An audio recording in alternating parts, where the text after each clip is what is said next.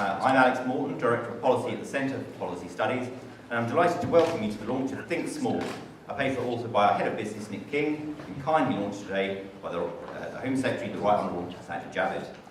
At the CPS, we've been working on 4 key areas: business, tax, housing and welfare, and it's great to see some familiar faces as we continue to develop this programme. Our first report was launched by the Prime Minister in November, and we're great to continue today. I hope you like what you're about to hear, and if you do, I hope you consider supporting our work. The Centre for Policy Studies relies entirely on donations, so if you do like the ideas, grab me or another staff member, and we are happy to take money off you at any time convenient for yourself. This report explains how government can reform the tax system to help small business, and it's a great pleasure to introduce Nick King, one of Westminster's greatest champions of small business, to explain further on how and why it should be introduced.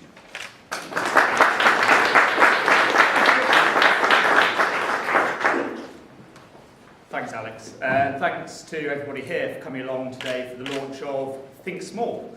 There was a time early in the drafting of this report when its working title was Small but Perfectly Formed. Standing in front of so many journalists today, I'm rather pleased we decided to change that title. This report is unapologetically aimed at any and all small business, the backbone of the British economy. But to my mind, the phrase small business gives the wrong impression entirely. Small business is anything but. There are more than 5.6 million small businesses in the UK, employing almost 13 million people, and with a collective turnover of well over £1 trillion. Small business is very much big business for the British economy. Britain is a global leader in terms of creating new businesses, but whilst it is now very easy to start a business, it is much harder to run and grow a company than it should be.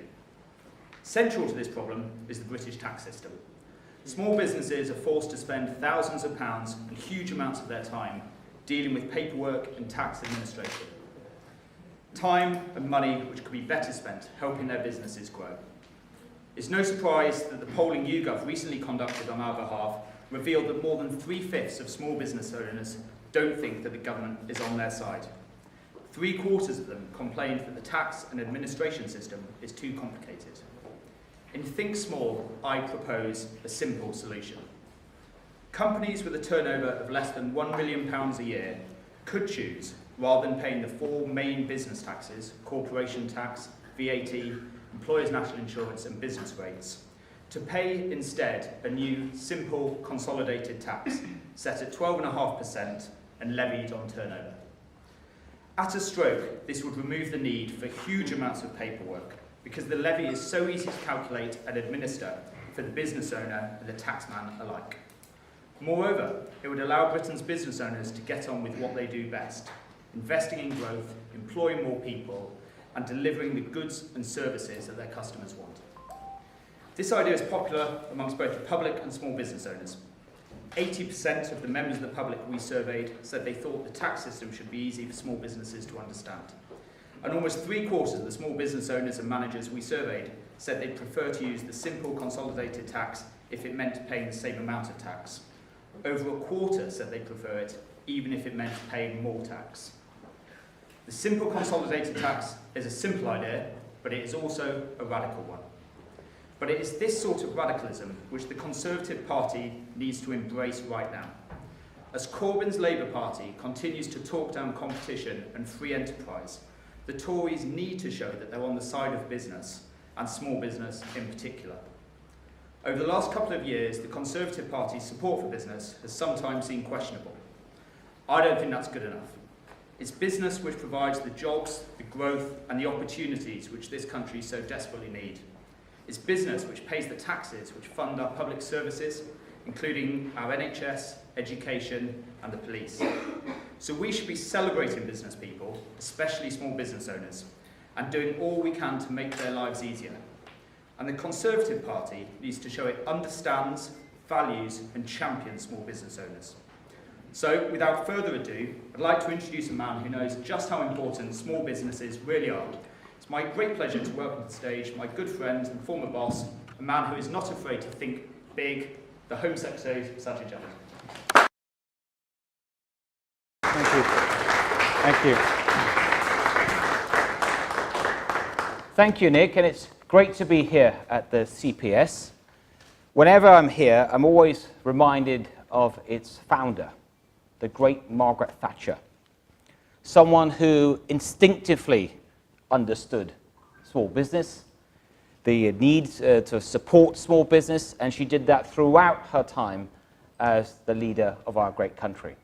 And I guess one of the reasons she understood small business was no doubt because she was the daughter of a shopkeeper. And that's something we've got in common. Because I'm sure all of you have at some point probably heard me say my dad was a bus driver. Probably one too many times. But what I haven't said much is that the reason my dad was a bus driver was he wanted to get a job that could just give him enough savings so that he could do what was burning away in his heart, which was to start his own business. And he did manage to do that after a few years. And he started with market stalls, selling ladies' clothing. And then he managed to buy a shop, which me and the whole family lived above the shop. And I used to, as a child, remember helping with the shop and actually trying to rush home from school sometimes and rushing to the till, trying to sell things in the market stall, trying to sell, you're wearing the money belt and enjoying all that. He had this, it was a ladies' clothing shop, and I remember selling the blouses, the tights, the skirts, and you could say that I know more about ladies' clothing than any other male MP. I don't want that misinterpreted or misreported in any way, please. But my story and Margaret Thatcher's story, that link to small business, is of course a story for countless people, millions of people throughout our country. And they would all share with you very similar stories. And what it tells you is that small business is woven through the fabric of our country. 5.5 million businesses, all of them run by people of many different backgrounds, different races, men and women, people of all types, running these businesses. And they're running them in our towns, in our cities, in our villages, they're online. And they're not just generating vital employment and wealth. What they are, they're the very heart of our society. And that's why they're so important. And that's why I'm very happy to be here today to welcome this report that's been done by CPS and Nick. I think it's a very important contribution to the debate. Because what I've seen from this report, the underlying idea is maybe I could express it this way, is that the needs of small business, they are different to the needs of big business. Now, whilst that might be obvious, what I have found, including my time in government too, that it is not surprisingly, it is big business that is often knocking on the doors of government. I found that when I was the Treasury Minister, certainly as Business Secretary, because you can see why big business is often more organized, better financed, there's the best advisors, the best business groups, so well oiled that they can try to get in front of everyone that they can, and often they will make their case. Now, there's nothing wrong with making your case. The problem is they're not making the case of small business.